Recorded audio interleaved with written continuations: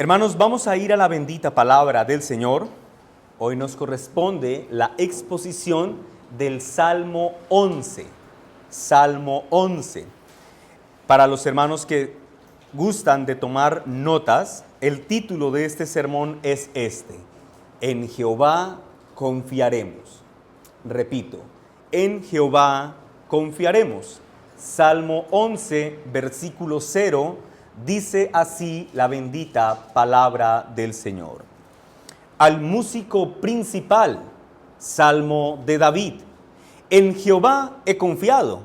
¿Cómo decís a mi alma que escape al monte cual ave? Porque he aquí los malos tienden el arco, disponen sus saetas sobre la cuerda para saetear en oculto a los rectos de corazón. Si fueren destruidos los fundamentos, ¿qué ha de hacer el justo? Jehová está en su santo templo. Jehová tiene en el cielo su trono.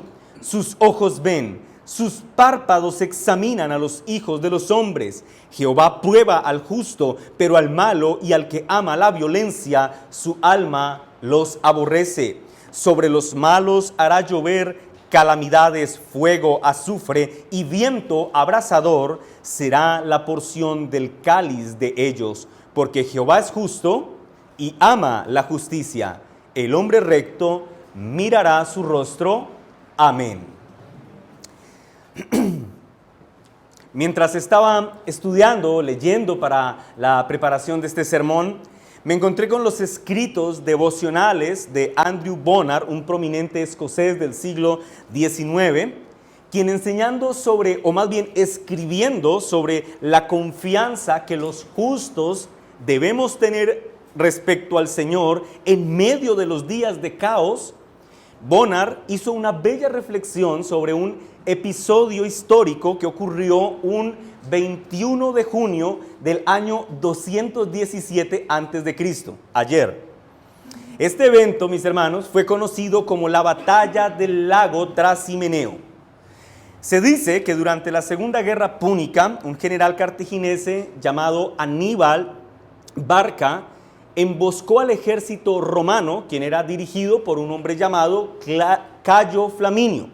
Se dice que en la emboscada que Aníbal hizo a los romanos, fue tan contundente la forma en la que los rodearon y que los sitiaron, que los romanos quedaron atrapados, por una parte, entre una columna de montañas y el lago Trasimeneo, lo que hacía que fuera imposible que pudieran escapar.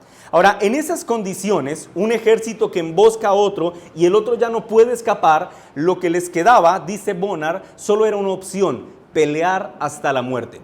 Porque si los que emboscaron huían, los perseguían y morían. Pero si los que estaban emboscados no hacían nada, sencillamente morirían. Por lo tanto, solo tenían una opción en ese escenario: luchar hasta la muerte. Ahora, Bonar, apelando a un nutrido recurso histórico, afirma que mientras se estaba librando la batalla, allí a la orilla del lago, un fuerte terremoto sacudió la región. De hecho, algunos historiadores, como Livio, afirman que los romanos y los cartagineses estaban tan ocupados en la batalla que no notaron que estaba ocurriendo un terremoto. Es decir, ellos estaban peleando tan fuerte que no se dieron cuenta que había un terremoto.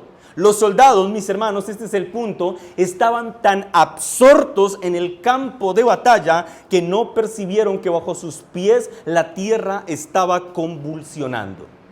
Andrew Bonar dice lo siguiente, quiero citarlo, escuchémoslo. Él dice: los combatientes en el lago Trasimeneo se dice que estaban tan absortos en el combate que ni unos ni otros se dieron cuenta de las convulsiones de la naturaleza que tenía lugar bajo el terreno que pisaban.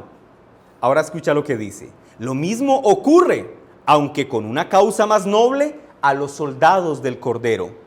Ellos creen y por ello no se apresuran. Es más, pueden apenas sentir las convulsiones de la tierra, porque su anhelo de seguir adelante es llegar al advenimiento de su Señor.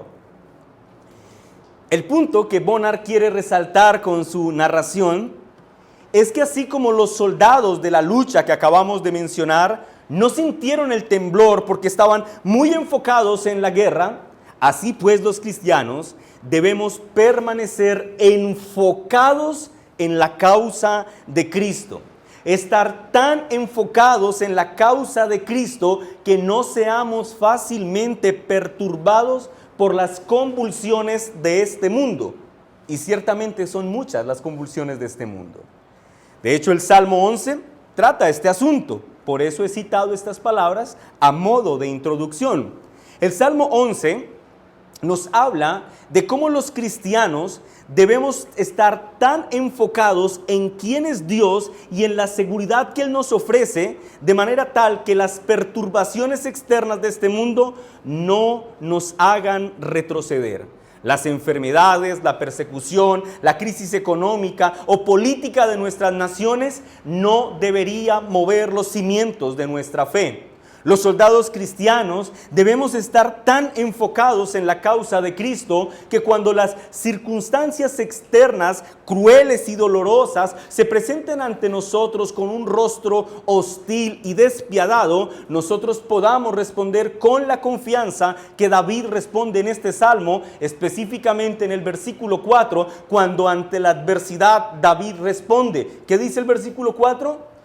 Jehová está en su santo templo, Jehová tiene en el cielo su trono.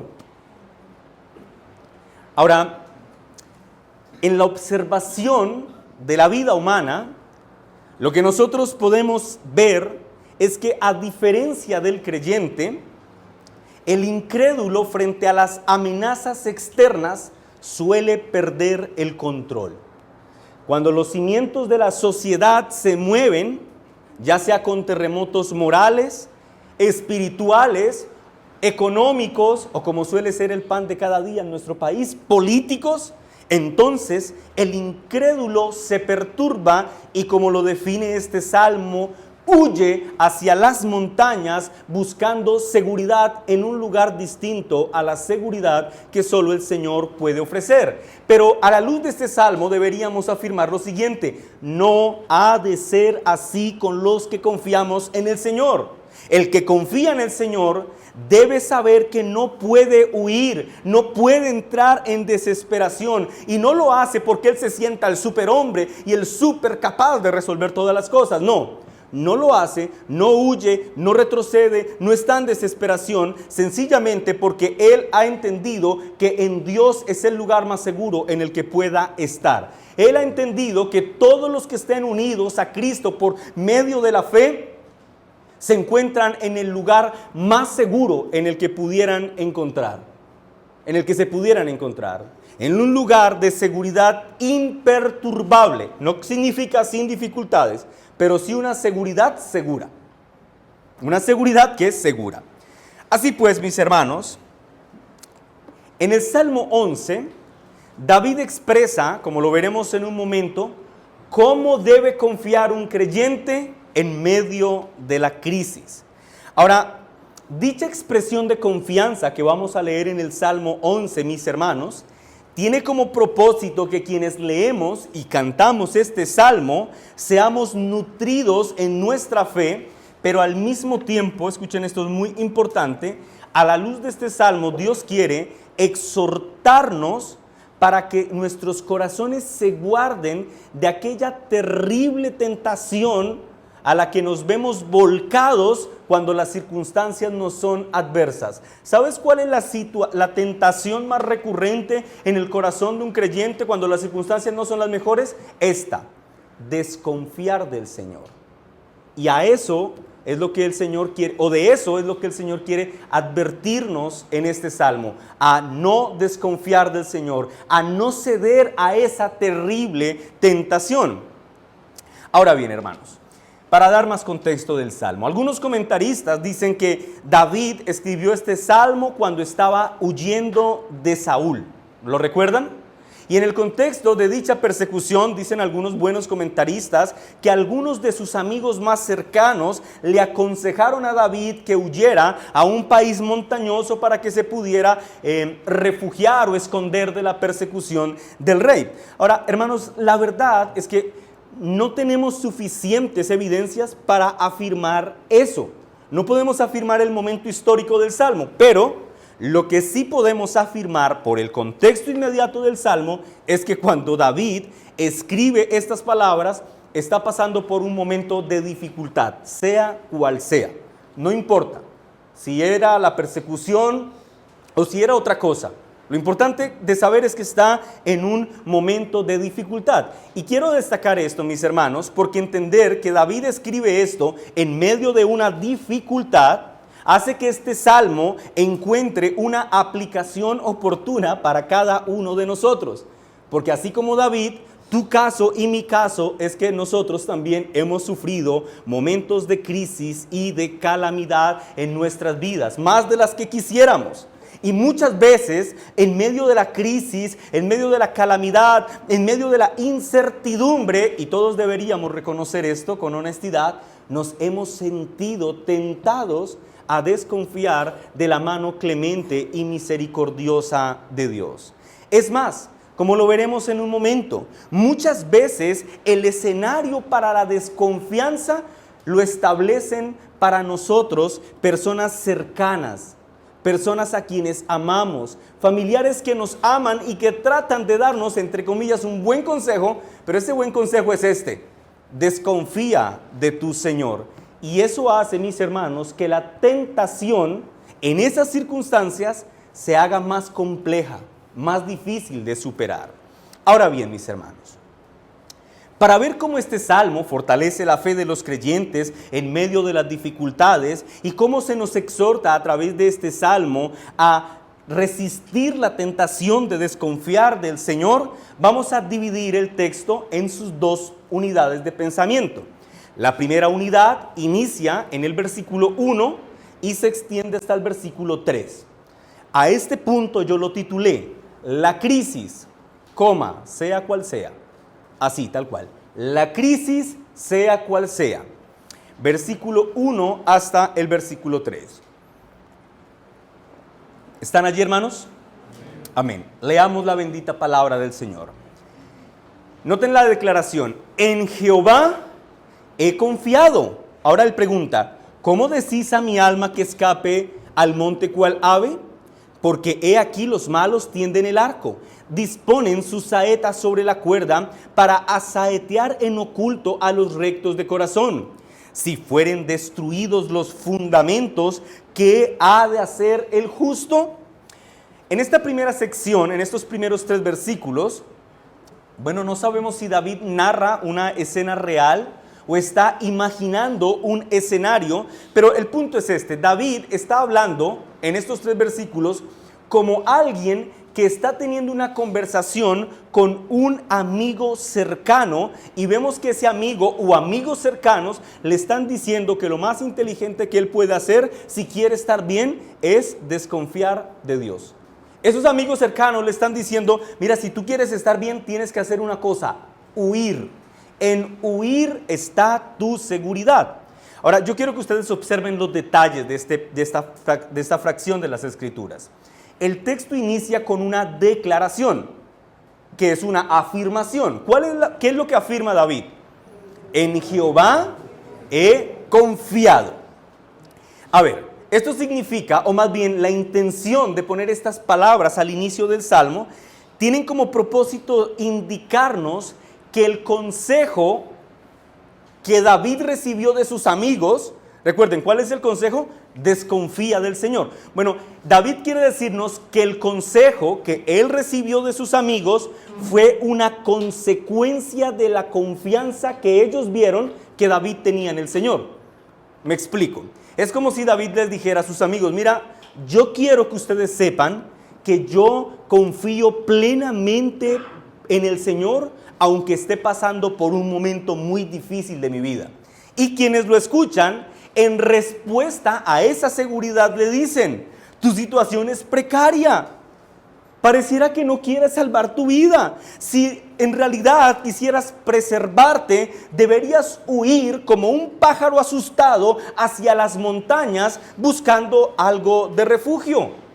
Es como si quienes aconsejaran a David, al verlo en sus circunstancias, concluyeran que lo más lógico, lo más pensante, lo más obvio que tenía que hacer el salmista era escapar y no confiar en el Señor. Es como si ellos le estuvieran diciendo, sí, mira, nos parece muy bien tu fe, nosotros respetamos que tú hables de Dios y de que lo amas y que confías en Él, pero la verdad es esta. Estamos seguros que en este momento nadie podrá ayudarte, ni ese Dios imaginario en el que dices que tanto confías.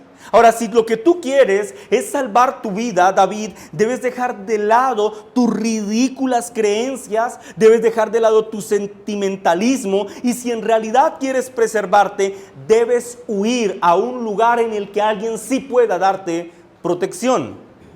En síntesis, la situación es esta. David dice que confía en el Señor, y como respuesta a esa confianza, sus consejeros o sus amigos ponen delante de él el escenario perfecto para motivarlo a la desconfianza. ¿Lo ven? Ahora, yo pienso, mis hermanos, que al entender la idea que transmiten estos primeros 3 versículos, fácilmente muchos de nosotros podríamos de alguna manera sentirnos identificados con lo que aquí acabamos de leer.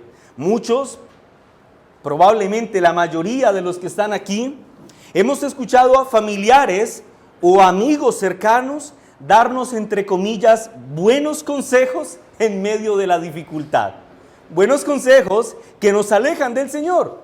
Por ejemplo, a una mujer soltera, una amiga podría decirle, mira, ya deja de esperar tanto en el Señor, que Él te va a bendecir con un hombre piadoso. Más bien ponte a buscar alguna oportunidad, porque te haces vieja, pierdes tu belleza y, como diríamos popularmente, te deja el bus. Así que ponte las pilas, diría esa amiga. Ese sería su buen consejo. Deja de esperar en Dios. Al que está entristecido, le dirían, mira, tú te la pasas hablando de Dios, vas a la iglesia, lees la Biblia, ¿y eso de qué te ha servido? Sigues entristecido. Más bien, te invito a que empieces a escuchar a este coach de motivación personal, porque él sí va a sacar el potencial que hay en ti y va a quitar tu entristecimiento. Y de paso te va a hacer multimillonario. Al que está teniendo problemas matrimoniales, su compañero de oficina podría decirle, ¿has visto cómo te ve la compañera de la otra oficina? ¿Has visto lo atenta que es contigo, lo cortés y lo cariñosa? Y tú eres muy bobito porque o no te das cuenta o no respondes con el mismo cariño que ella te habla. Por lo tanto, mi consejo, entre comillas, mi buen consejo para ti es que seas caballeroso y cortés con ella en la misma forma en la que ella lo es contigo. Ahora, hermanos, yo quiero que ustedes observen esto. El ejemplo de David, al ser tentado a la desconfianza, y los ejemplos cotidianos que yo acabo de mencionar acá, nos enseñan algo importante. Y es esto, que cuando Satanás no puede derrotarnos por medio del ataque directo, regularmente con astucia procurará nuestra ruina, sembrando la semilla de la desconfianza en nuestro corazón. Y para cumplir ese diabólico propósito, Satanás echará mano incluso de nuestros amigos o familiares más queridos para convencernos que desconfiar de Dios es lo más inteligente y lo más lógicamente plausible que podríamos hacer. Ahora observen esto, las palabras del versículo 1 que dice, ¿cómo decís a mi alma que escape al monte cual ave? No tenés una pregunta. La pregunta implica que David, al escuchar esa recomendación a desconfiar de Dios, David experimenta algo así como una sensación de desagrado ante el consejo. Ahora, la razón de por qué David está desagradado frente a este consejo se explica por la construcción gramatical de esta unidad de pensamiento. En la construcción gramatical del texto, uno puede notar que el consejo que ellos están dándole es un consejo lleno de burla, pero sobre todo es lleno de un tono irónico. La misma situación se presentó entre los principales fariseos, entre los principales sacerdotes, quien al ver a Jesús, aquel que había dicho yo soy el Hijo de Dios, al verlo colgado en una cruz, agonizando, con un tono despectivo, burlesco e irónico le dijeron, Mateo 27:43, confío en Dios, líbrele ahora si le quiere, porque él ha dicho yo soy el Hijo de Dios. Con ese mismo tono le dieron el consejo a David de huye. Pero vemos esto, mis hermanos. Los principales sacerdotes se burlaron de Jesús muriendo en la cruz. Pero a pesar de las burlas, la confianza del Señor Jesús respecto a la voluntad del Padre no varió ni en un punto. ¿Saben esto, mis hermanos? Esto nos enseña que si aún el Hijo de Dios fue menospreciado y ridiculizado por su confianza en Dios, lo que se ha de esperar es que lo mismo ocurra con nosotros. Si a Jesús lo menospreciaron por confiar en Dios, dime una cosa, ¿qué te hace pensar que eso no te va a pasar a ti o a mí? Lo mismo esperará por nosotros. Pero como en el caso del bendito Hijo de Dios, escucha, lo que se espera de nosotros es que aprendiendo del ejemplo divino de Jesús, nos esforcemos por manifestar confianza en el Señor, una clase de confianza imperturbable que no varía dependiendo de cuántas burlas o cuántos ataques de menosprecio estemos recibiendo. Hermanos, pero hay de aquellos que gobernados por sus sentimientos, por sus emociones o por sus circunstancias, le dan la espalda al Señor y huyen buscando una falsa seguridad que jamás van a hallar. Pues al alejarse del Señor y de la protección que Él ofrece, están abandonando la verdadera y única esperanza de protección que podían recibir. Quienes abandonan a Cristo buscando seguridad en un lugar distinto a Él, en realidad están afirmando con su abandono que hay otro más grande que Jesús y por lo tanto van a Él buscando de Él protección. Ahora, yo lo que quiero destacar con este comentario es esto, hermanos. Desconfiar de Jesús, darle la espalda a Jesús en medio de la calamidad es una terrible ofensa cometida contra el Cordero de Dios que quita el pecado del mundo. Darle la espalda a Jesús en medio de la calamidad, es decir, hay un Dios más grande que Él que sí me puede librar. Ahora, ciertamente, hermanos, las amenazas de Satanás, las amenazas del mundo y de nuestra propia carne son reales. No estoy diciendo que no sean verdaderas. Los ataques del enemigo, de hecho, son descritos en este texto como aquel hombre que escondido entre los arbustos ha tensado un arco y está apuntando hacia el incauto que pasa por el camino para destruirlo. Y frente a ese escenario, Satanás, ayudado por sus intermediarios, nos dirá lo siguiente: ¿quieres escapar de esta peligrosa y envenenada flecha que apunta a tu corazón? ¿Quieres preservarte? Bueno, la mejor alternativa que tienes es huir. Huye como un pájaro asustadizo. Huye buscando tu seguridad. En otras palabras, tu seguridad no está en Dios. Tu seguridad está en la huida. Aléjate de Dios. Desconfía de sus promesas de protección. Desconfía de sus promesas de misericordia. Huye, huye rápido, porque tus enemigos no tardarán en acabar contigo. Su flecha apunta hacia tu corazón.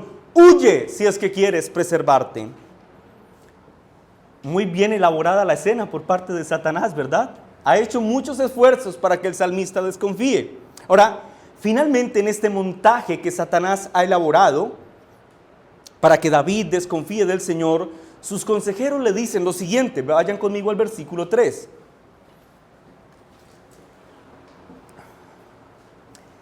Si fueren destruidos los, ¿qué dice? Fundamentos. Paren allí, hermanos. Los fundamentos a los que hacen referencia los consejeros de David, que dicen pueden ser destruidos, son los fundamentos de nuestra fe. Es como si ellos estuvieran diciendo lo siguiente: mira, De hecho, la construcción original del texto sugieren que ellos hablan de los fundamentos como olvidados, que es una forma de decir como que aquel que estableció los fundamentos se ha quedado somnoliento, es decir, Dios se durmió y por eso ya no puede cuidar de ustedes. Sin embargo, esta afirmación, que en realidad es una pregunta, está cargada de grandísimos engaños, como todo lo que Satanás susurra a nuestro corazón. ¿Por qué es un engaño? Bueno, hermanos, porque los fundamentos de nuestra fe no fueron echados por ninguno de nosotros. Los fundamentos de nuestra fe fueron puestos por Cristo en su obra redentora y por lo tanto es imposible que los fundamentos de nuestra fe sean de manera total o definitiva destruidos. Pueda que nosotros nos sintamos desanimados en algunos momentos de nuestra vida, cansados, a punto quizás de tirar la toalla. Pero escúchenme en esto, los fundamentos son indestructibles. Aquellos que hemos gustado el don de la gracia, jamás la abandonaríamos para aferrarnos a una falsa esperanza de seguridad ofrecida por el mundo o por lo que sea que no sea el Señor Jesucristo. Un buen ejemplo de un fundamento de nuestra fe se halla descrito en Mateo capítulo 16, versículo 18. Vayan conmigo al texto, hermanos. Mateo capítulo 16, versículo 18.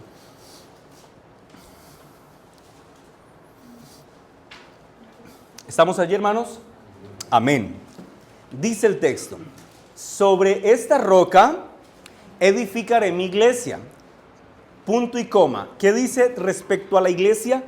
Y las puertas del Hades no prevalecerán contra ella. Es decir, mis hermanos, ciertamente Satanás se esforzará por vigorosamente atacar a la iglesia de Cristo.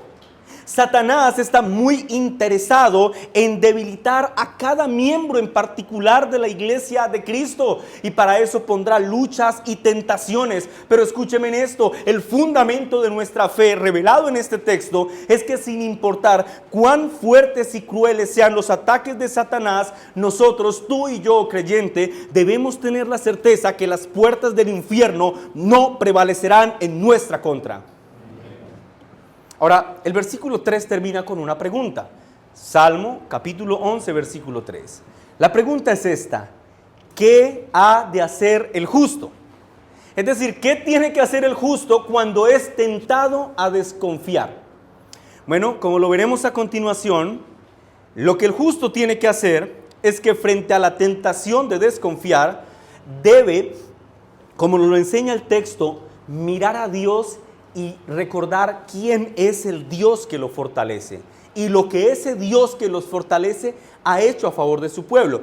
Pero hermanos, ese es el segundo punto de mi sermón. Antes de considerar el segundo punto, yo quiero animarme a sugerir un paso previo que los cristianos nunca deberíamos olvidar en nuestra cotidianidad frente a las acechanzas de Satanás. Hermanos, en los tiempos de adversidad, en los tiempos de crisis, en los tiempos de enfermedad, en los tiempos de tribulación o de tentación, los creyentes debemos recordar que estos tiempos malos son tiempos buenos para la mucha oración. Los tiempos malos, mis hermanos, son tiempos buenos para la mucha oración. En los días de dificultad, me gustaría que aprendiéramos a recordar el espíritu de las palabras de William Gurnall cuando escribió lo siguiente: hay todavía un Dios en los cielos a quien acudir.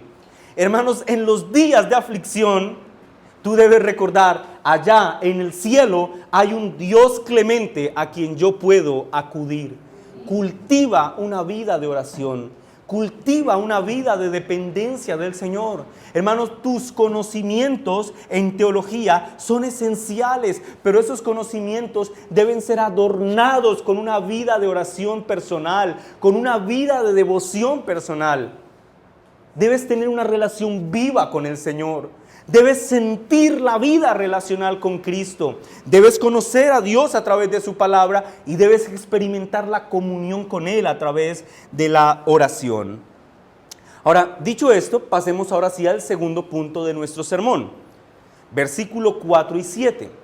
Yo lo he titulado de la siguiente forma: en el Dios que gobierna podemos confiar. Repito, en el Dios que gobierna podemos confiar.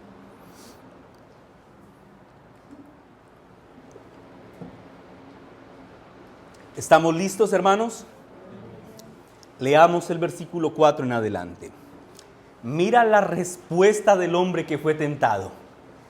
Mira lo que responde. Esto es hermosísimo. Dice: Jehová está en su santo templo. Jehová tiene en el cielo su trono. Sus ojos ven, sus párpados examinan a los hijos de los hombres. Jehová prueba al justo, pero al malo y al que ama la violencia, su alma los aborrece. Sobre los malos hará llover calamidades, fuego, azufre y viento abrasador será la porción del cáliz de ellos. ¿Por qué? Porque Jehová es justo y ama la justicia. El hombre recto mirará su rostro. Amén. Lo que acabamos de leer, mis hermanos, es la respuesta dada por un verdadero hombre de fe. Y por lo tanto, tiene que ser la respuesta que tú, creyente, debas dar o puedas dar cuando el día de la aflicción y la tentación toque a tu puerta. Cuando te sientas tentado a desconfiar de la bondad del Señor, recuerda la respuesta de David en el Salmo 11. Las palabras contenidas en estos 4 versículos, hermanos, deben proveerle a la iglesia de Cristo una poderosa razón para que no adoptemos las viles sugerencias de Satanás que nos dicen: desconfía de tu Señor. Ahora, yo quiero que ustedes observen, mis hermanos, que en su respuesta David afirma esencialmente que no hay una sola razón por la que él pueda desconfiar de Dios o ser efectivamente tentado a la tentación. Y la razón por la que no existe la lógica para desconfiar de Dios es esto: que David ha mirado a Dios y visto quién es Dios y lo que Dios hace a favor de los suyos. Noten esto, noten los detalles. David dice: Jehová está ¿en dónde? En su santo templo. ¿El santo templo de quién? De él. Aquí lo que David quiere es exaltar la santidad de Dios y la dignidad de Dios para ser adorado. Pero luego él dice: Jehová tiene en el cielo ¿qué? Su trono. ¿El trono de quién? El trono de él. Noten, David está hablando de Dios y de quién es Dios. Y cuando habla de su santo trono en el santo templo, es una forma de recordarnos, mis hermanos, que él es el rey sobre todos los reyes, que no hay nadie superior a él. Luego David afirma lo siguiente: sus ojos todo lo ven. Una forma de afirmar que Dios examina hasta lo más profundo del corazón humano. Después dice: sus párpados examinan a los hijos de los hombres. Una forma de decir que Dios es juez y que no dará por inocente al culpable. Ahora observen esto. El argumento de David para no ceder ante la tentación de desconfiar es este: ¿quién es Dios? Ese es el punto de David. Es como si David dijera: mira, yo confío en Dios aunque mis circunstancias sean terribles. ¿Y saben por qué lo hago? Bueno, porque no hay nadie más grande y más glorioso que Dios. Y por lo tanto, en nadie más podría confiar para mi protección, sino solo en Él. En otras palabras, David fortalece su fe al recordar quién es Dios. Luego esto nos enseña que no podemos fortalecer nuestra fe en un lugar distinto a Dios. David no acude a sus razonamientos humanos. David no acude a filosofías hedonistas o fatalistas que están muy de moda en nuestros días. David tampoco acude a una estrategia de superación personal o a conectar con la tierra. David levanta sus ojos por encima de sus circunstancias actuales y centra su atención en quién es Dios. Y al centrar su atención en Dios, David recuerda, se predica a sí mismo y se dice que Dios es Rey de Reyes y Señor de Señores. Se recuerda que Dios escudriña el corazón de los hombres y se recuerda que Dios es justo y que no dará por inocente al culpable. Y que ya que Dios es todo eso, entonces David dice, no tengo ninguna razón para temer. No hay una sola razón para temer porque Dios es todo eso. Así que creyentes, esto es muy práctico para nosotros y fácilmente aplicable. En medio de nuestra aflicción, a la luz del Salmo 11, en medio del día de la angustia, deberíamos aprender a levantar nuestros ojos y mirar a Dios. Escucha este consejo extremadamente práctico. Hermano, cuando estés afligido o estés siendo tentado, descríbele a tu alma bíblicamente quién es Dios. Hazle una descripción bíblica a tu corazón de quién es Dios. Recuérdate a ti mismo quién es Dios y lo que Él ya ha hecho por ti en el pasado. De cómo su nombre se ha glorificado en tu vida y de cómo te ha sacado bien librado aún de los momentos muy angustiantes. ¿Y sabes lo que pasará después de eso? Tu fe en Él crecerá. Ahora, luego de esta declaración de confianza, en el versículo 5 David dice, esta expresión es impresionante. El texto dice, Jehová, ¿qué hace? Prueba al justo. Hermanos, esto significa, noten, Satanás tienta, pero Jehová prueba. Luego, en relación a la prueba, esto significa que las circunstancias adversas que Dios permite en nuestra vida son en realidad una gran oportunidad que tenemos para mostrar de qué estamos hechos. Las circunstancias difíciles, mis hermanos, prueban si la fe que decimos tener es genuina. El día malo y el día de la tentación es un buen día para demostrar que en medio de la aflicción nosotros no recurrimos a descansar en los brazos de la mundanalidad, sino que recurrimos a los santos y amorosos brazos de Cristo. Eso hace el Señor, prueba a los suyos por medio de las dificultades. Ahora, en la práctica, mis hermanos, eso significa lo siguiente, que ya que tú y yo no estamos viviendo todavía en el paraíso, escúchame, lo que significa esto es que como no vivimos en el cielo aún, debemos esperar que después de una tribulación venga otra tribulación. ¿Entiendes eso? Piénsalo de esta forma. Pensemos en David. Cuando la Biblia nos empieza a narrar la historia de David, se nos cuenta que es un joven pastor de ovejas. ¿Recuerdan la primera lucha que David tuvo contra quién o qué fue? Contra un oso. David peleó contra un oso. Y pregunto, ahora imaginen esto, un muchacho, quizá más pequeño que nuestro hermano Sebastián, más joven. Un muchacho peleando contra un oso y lo vence. Ahora, hermanos, allí se acabaron las luchas de David. Después, ¿contra qué tuvo que pelear? Contra un león. Un muchacho como Sebastián peleando contra un león, el rey de la selva. Lo venció. Pregunto, ¿se acabaron las luchas para David allí? No, justo después de eso tuvo que pelear contra un gigante. Y justo después de eso tuvo que pelear contra los filisteos. Y justo después de eso tuvo que enfrentar la rebelión de uno de sus hijos que quería asesinarlo. ¿Lo ven? Así sucede con nosotros. Cuando hemos pasado por un tiempo de pobreza, el Señor nos bendice con días de abundancia. Justo para que en medio de la abundancia tengamos que luchar con una enfermedad. Y finalmente, cuando la enfermedad parece haberse aplacado, controlado o superado, entonces tal vez tengamos que luchar con el menosprecio, la murmuración o el desprestigio de los hombres.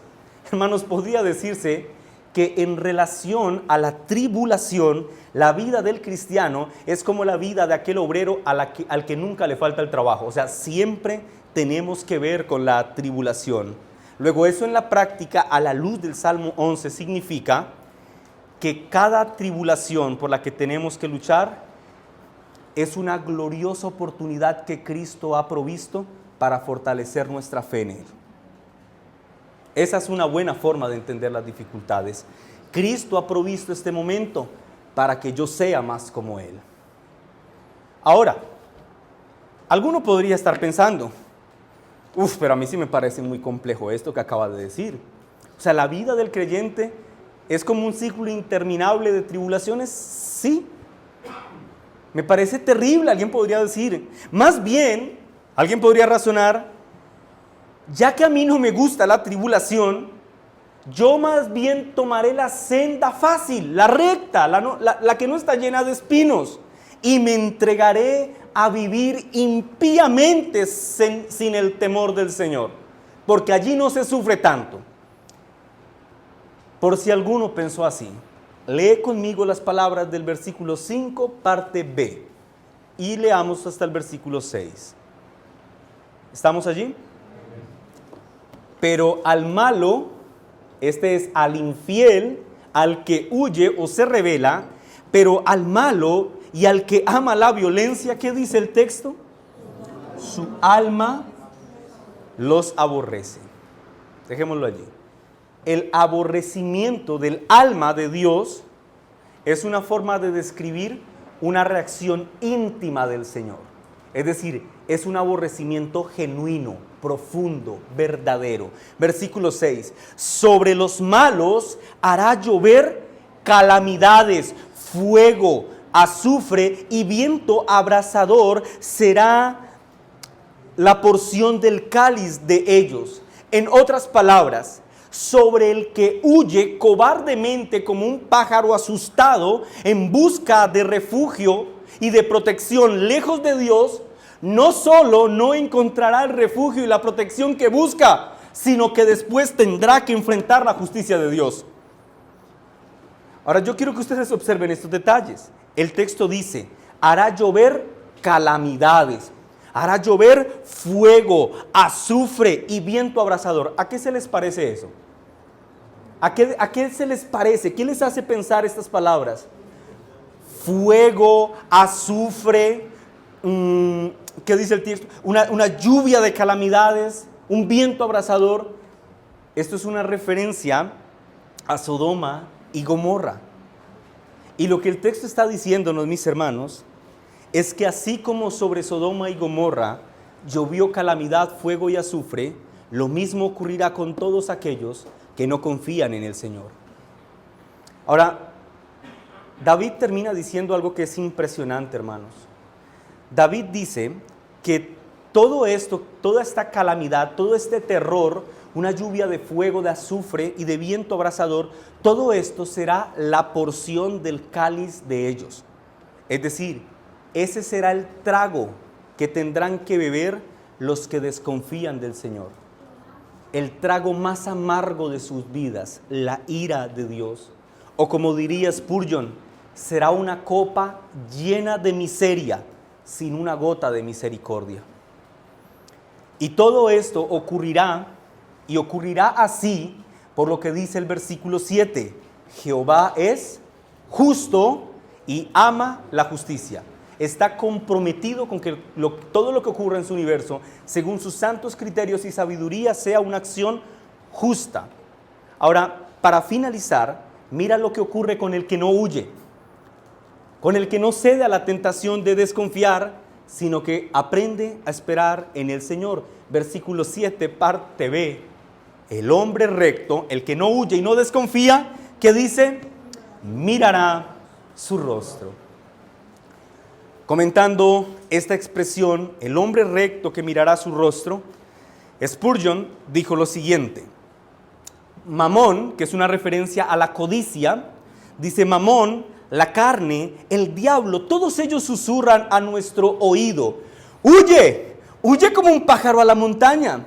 Pero nosotros hemos de avanzar y desafiarlos. Resistid al diablo y de vosotros huirá. Así que, cristianos, adelante, que la vanguardia avance, al frente todas las potencias y pasiones del alma. Adelante, adelante en el nombre de Dios. Adelante, porque Jehová de los ejércitos está con nosotros. El Dios de Jacob es nuestro refugio. Adelante.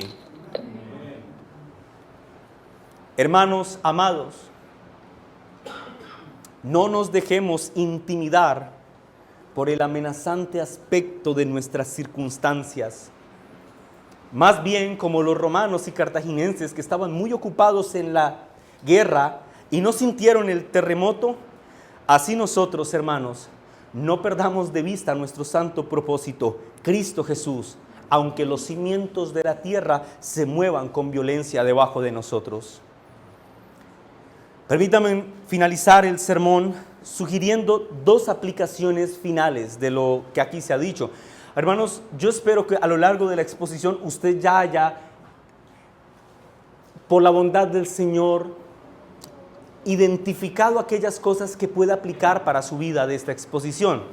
Yo lo que haré al final solamente en este momento son unas sugerencias de aplicación, pero yo espero que el Espíritu Santo haya obrado en su corazón y le haya permitido ver la hermosura de Cristo en el sermón y lo haya exhortado a vivir una vida para la gloria de Él. Ahora, dicho esto, esta es la primera aplicación. Dios está en su trono. En tu aflicción recuerda esto, hermano. Dios está en su trono. En el día malo recuérdalo. Dios está en su trono. Eso significa que nada de lo que ocurra en tu vida, ya sea de forma íntima o externa, nada, escúchame, nada, absolutamente nada ha ocurrido si el Señor así no lo permite. Y recuerda esto, todo Dios lo permite para su gloria y para el beneficio de los que confiamos en Él. Así que en las palabras del Salmo 11, tú debes encontrar suficientes motivos para tener contentamiento con la vida que el Señor te permite vivir, para abrazar con fe la protección que el Señor promete dar a los suyos, porque debes recordar que Dios todo lo hace para su gloria y para el beneficio de su pueblo. En segundo y último lugar, nadie escapará de su justicia. Repito, esta es la segunda aplicación. Nadie escapa de la justicia de Dios. ¿Por qué esta es la aplicación final? Observen esto. En el Salmo 11 se está exhortando, como lo vimos a lo largo de la exposición, a que los que dicen creer en el Señor no huyan de Él, sino que más bien confíen en Él. O si se quiere, que huyan pero a Él, que se refugien en Él. En otras palabras, que no se alejen de Él. Sin embargo, la naturaleza misma de la exhortación nos permite entender que ante la exhortación de no huir y no desconfiar del Señor, lo cierto es que algunos sí lo harán. ¿Me hago entender? Es decir, el Salmo está diciendo, no huyas, no huyas, no huyas. ¿Por qué? Bueno, porque hay quienes sí lo hacen. Hay quienes huyen. Por lo tanto, el Salmo en sí mismo también, además de proveernos elementos suficientes para crecer en la fe y para enfrentar el día de la aflicción, el Salmo también representa una fuerte advertencia de juicio para los infieles. Una advertencia para los que se alejan del Señor, diciéndoles que deben arrepentirse, que deben dejar de confiar en sí mismos, que deben dejar de confiar en lo que otros hombres puedan hacer por ellos, y que más bien levanten sus ojos por encima de lo terrenal y empiecen a confiar en el único que es digno de confianza, en aquel que tiene su trono en su santo templo que está en el cielo. Esto es en Cristo Jesús. Así que, querido amigo que escuchas este sermón, le hablo a aquel que sabe, que ha huido del Señor. Este es un llamado para que te arrepientas. Este es un llamado para que consideres que tu infidelidad al Señor traerá consecuencias eternas. Tal vez piensas que habrá un mejor momento para el arrepentimiento. O tal vez neciamente te has acostumbrado a que tantas veces se te exhorte al arrepentimiento. Te has acostumbrado tanto a esto que piensas que la oportunidad siempre estará allí abierta. Pero tú debes saber que el llamado al arrepentimiento está por terminar y que el juicio es inminente y que cuando exhales por última vez, y no sabemos cuándo puede pasar esto, si hoy, mañana o en 20 o 30 años, pero cuando eso ocurra, porque ciertamente ocurrirá, la muerte te tomará entre sus manos y pasarás a la región de la ira eterna. Así que, pecador, apresúrate en el nombre de Jesús, te lo imploro, pecador, te lo suplico. Apresúrate a arrepentirte. Apresúrate a aferrarte a la cruz de Cristo. Apresúrate a confiar en Él. No huyas de Él y espera misericordia de Él. Que el Señor bendiga su palabra. Amén y amén.